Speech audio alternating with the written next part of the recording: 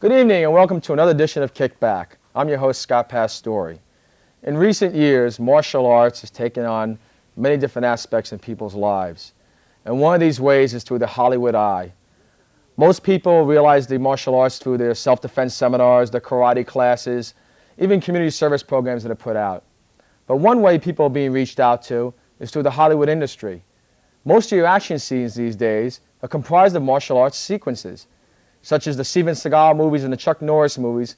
But even now, most movies are using just about every martial arts type of fight scene or any type of aspect of stunt work is used mostly by martial artists. Our guest today, you've seen him many times over, but you may not see his face, but you've seen him do many different things. One of the most impressive things that I've seen, actually one of the many things he's done, is you've seen him fall through the floors in the movie The Super for Joe Pesci. You've seen him battle with Steven Seagal in Out for Justice. And soon, you're going to see him fly off a rooftop, actually pushed by Marky Mark in the movie The Basketball Diaries, which is one of the biggest highlights of his career. I'd like to introduce a very good friend of mine and one of the foremost stuntmen in martial arts and the stuntman in Hollywood itself, Manny Siverio. How you doing, Manny? Doing fine, Scott. Good to have you. Good to be here. It's great. I'm happy that you finally got the show on the road, and I'm glad you invited me over. Great. Well, you know, you've always been somewhat of a mystery to me because of all the stunt work you've done. I've been a big fan of stunt work. Of course, that's what goes on behind all those scenes for those actors. Even though a lot of them do the work themselves, it's people like you who jump in and do the real heavy stuff. How did you get involved with this stunt work? Well, it's something I've always wanted to do ever since I was a kid, but I was fortunate. It's the old saying, being at the right place at the right time. And there was this one movie, the way I got into the union, actually, the SAG, Screen Actors Guild, where they were looking for Hispanics that could fight, do some fight choreography, something like that. And in this movie called Spike of Bensonhurst. I remember that movie, yeah. Yeah, well, I got called in for that, and I ended up working, and that's how I actually started in the business in that film. Interesting, yeah. So that was the beginning of my career. Of much more to come. Of much more to come, hopefully much more to follow. That's great. And you also did The Cowboy Way with Kiefer Sutherland and Woody Harrelson? Yeah, that's right. I ended up working on this scene, this nightclub scene called La Havanita, and I play this bouncer in the club, and there's a fight scene involved and a near miss with a truck crashing in, and it was fun working on that set because both Kiefer and Woody are kind of wild characters. You have to the gimmick on that set was they were practicing lassoing, and you had to be careful when you're walking around because they would follow you and pace you just right. So as you're stepping, they would like lasso you right under and hold on. So everybody had to walk always looking behind them because one of them. So you're like cattle. Yeah, exactly, exactly. So that's great. And one of my favorite scenes that I saw you do was actually when you fell to the floor for Joe Pesci. In The Super. And it's a funny story behind that. Why don't you let people know about what happened in that scene? Well, it's funny, it's not funny. I ended up actually, I belong to, as you know, a group of stunt specialists. Stunt specialists, and there's one of us in the group normally doubles Joe Pesci. His name is Roy Farfel, a very good friend of mine, and Roy was actually doubling Joe Pesci in that scene, and when he was crashing through the ceiling, he actually landed wrong. Things happen. Right. And he injured his ankle, and I'm the next shortest guy in the group, so they called me in, and they wigged me up and whatnot, and we ended up doing the scene. And the thing was, when I was crashing through the ceiling, you can't help. I was wearing a toupee because I had to match.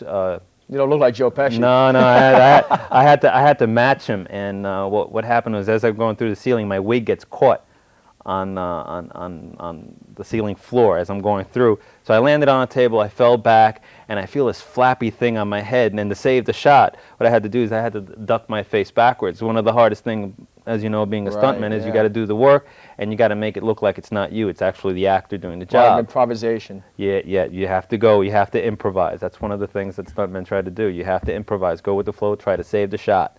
And if you mess up the shot, you try to keep going until someone yells cut. Wow. So. Because I saw that scene. You showed it to me one time. You went frame by frame. You can actually see when the hair go back. Right. And you see a lot of these things happen in the movies, but to the naked eye, you wouldn't pick it up right away. No, well, that's the whole thing. Especially when they're using a double, the idea is for you to quickly like insert the stuntman, and the stunt's over, and then you follow up next quick shot. It's actually the actor. Okay, so let's go to the tape and take a look at it. Sure. Let's see if we got it.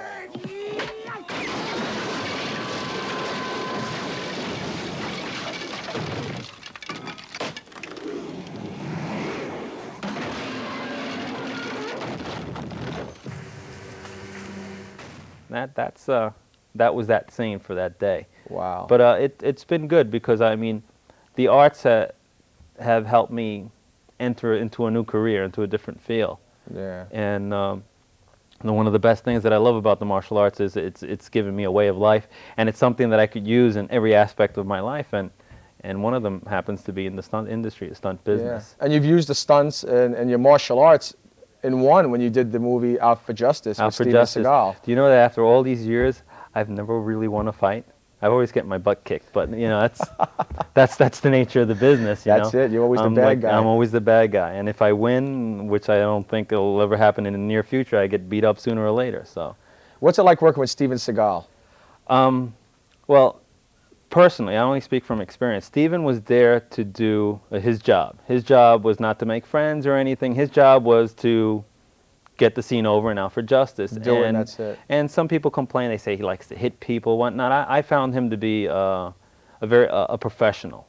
We did the scene. We were doing the scene several times. And in one particular take, where I'm swinging the bat at Steven Seagal, we kind of flip-flop and the bat goes flying out of our hands. And he kind of looked at me, and it signaled, let's keep going. Again, you improvise. Right. So he improvised. Instead of hitting me with the bat, he hit me with his hand, and then he kicked me. And then after the shot, he comes over. You okay? He said, fine. I mean, as I said, I find him to be a professional. Wow. I think they're kind of like letting us see it now. All right, that's right there. That's the shot, and then there I go down, and that's it. That's it. That was the end of Manny. That was the end of me, in and out. Again, you lost the fight. I lose a fight. I get paid to lose. I get paid to get killed. I get paid to get hit.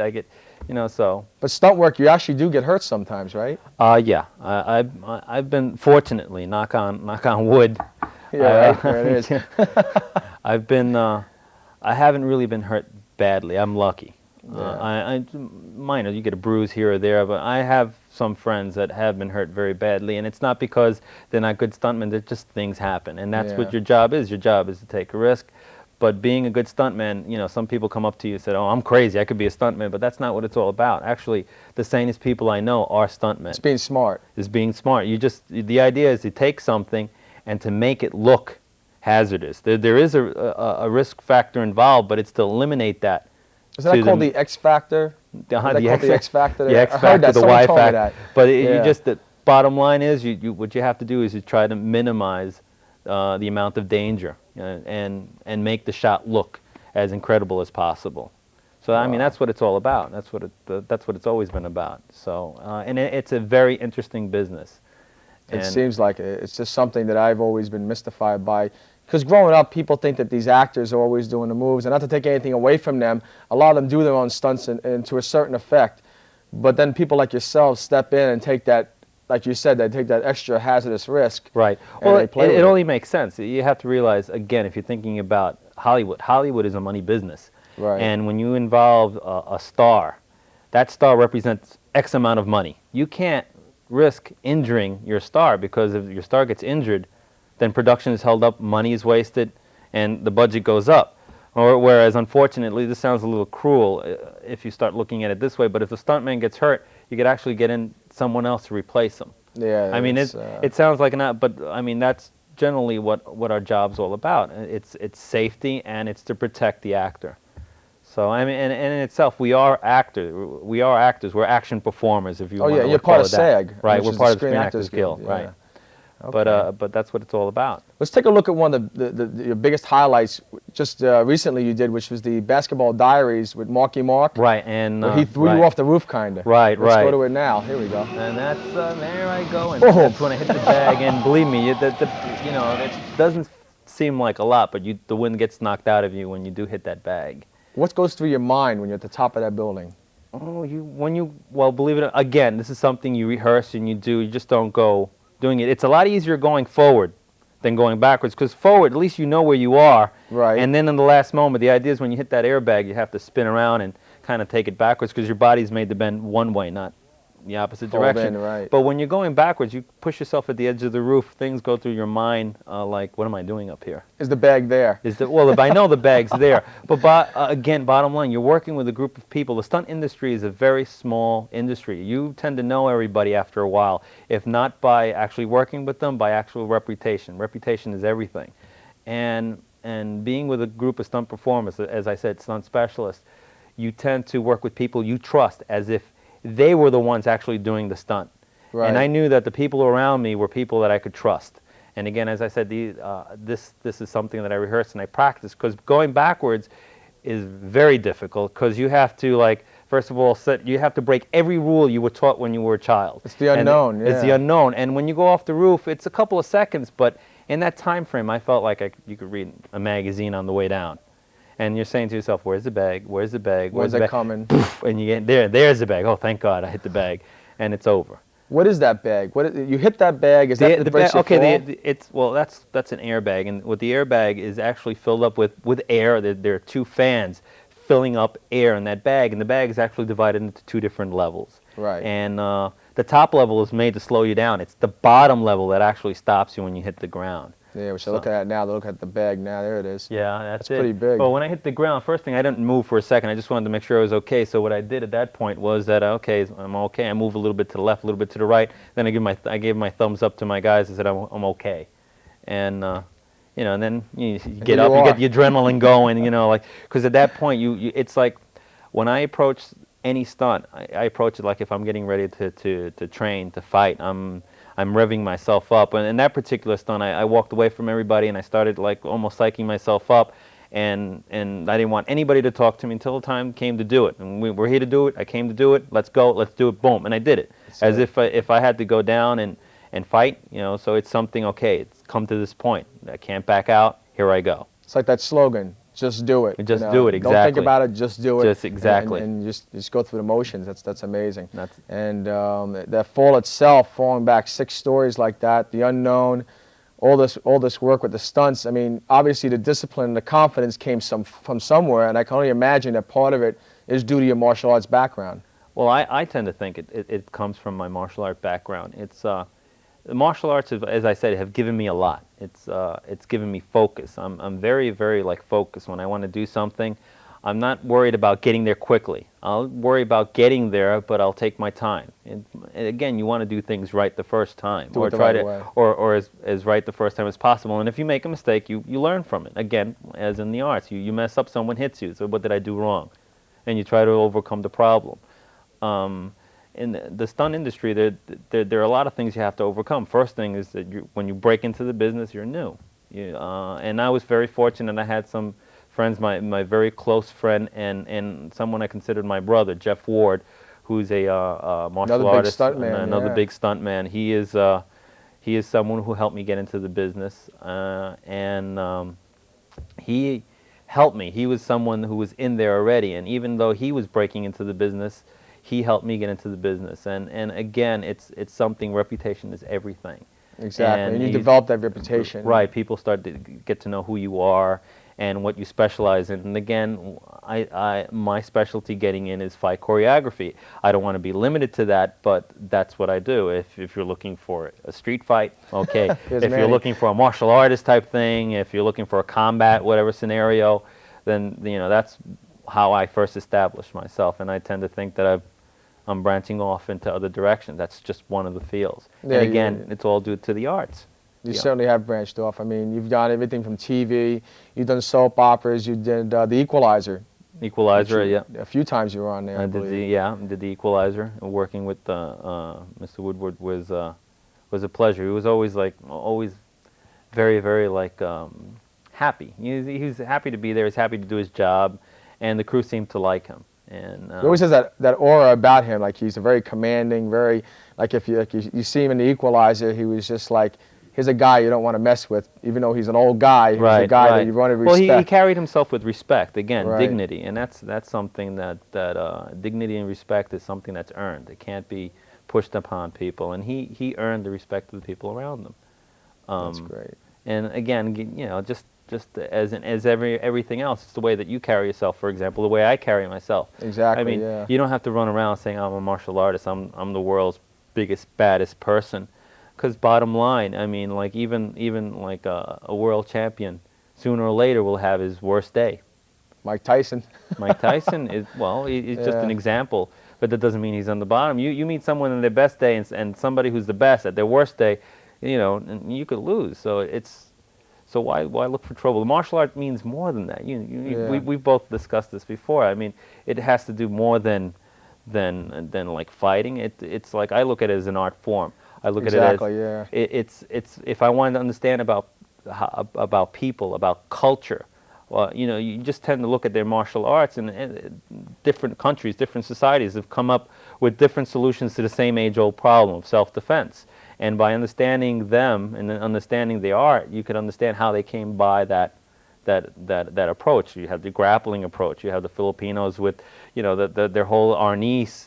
You have the Brazilian, which is the capoeira, which is all, they used to hide it from the Spanish with dancing. And I mean, so like the Okinawans using farm tools because the Japanese denied them the use of weaponry, right? Yeah. So I mean, like, again, understanding the arts is not martial arts is not just violence. It's a beautiful thing. It's an expression. It's an expression, and it helps keep you fit. I mean, there's many things that I'm glad that I've obtained from the arts, and you know, and it stems down to when I was a child. I mean, Yeah. When did you start taking the martial arts? I was 10. 10 years old. 10 years old, and I wanted to get into the martial arts so badly. It was just like, I was into like Bruce Lee even before I knew who Bruce Lee was, the Green Hornet. I wanted to be just like the Kato. And what ended up happening was I got into a school fight. You know, my mom was there, and my mom says, you handle it. I don't want to get involved in every problem.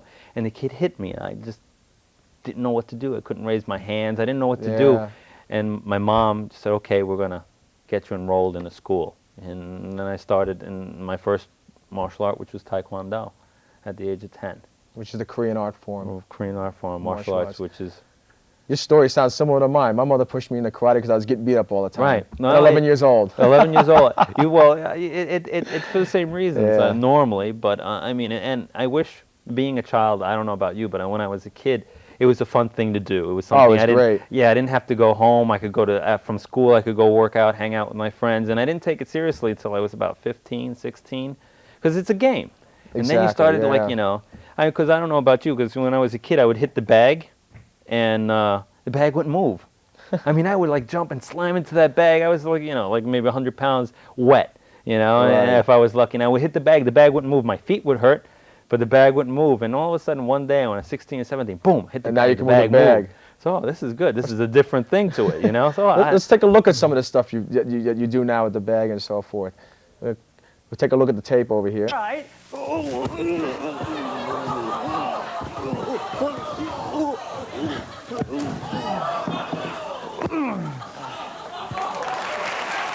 And every time he... Not hitting the bag, but at least you're taking a roll. Yeah, taking a roll. Well, that's a different bag. I felt like a bag going down the stairs. Yeah. Okay. But that's great, though. Yeah, I mean, developing that martial arts and so forth as a child, and then hitting it when you're like 15, 16 is like something that I've experienced as well. So obviously there's a common thread somewhere, and as a child, you're taking it more for the aura, the mystique. The mystique, but then you grow out of it, and it develops camaraderie. I mean, in the beginning, like, I don't know about you, but my Korean instructors, oh, you don't do that. That's a Japanese. That's no good. That's a no good. And you know, and then they stop you from at least finding out. It's like a parent trying to say that, oh, you know, don't hang out with that person because that person's bad for you, and you end up doing it anyway just to find out. At least to let them educate you.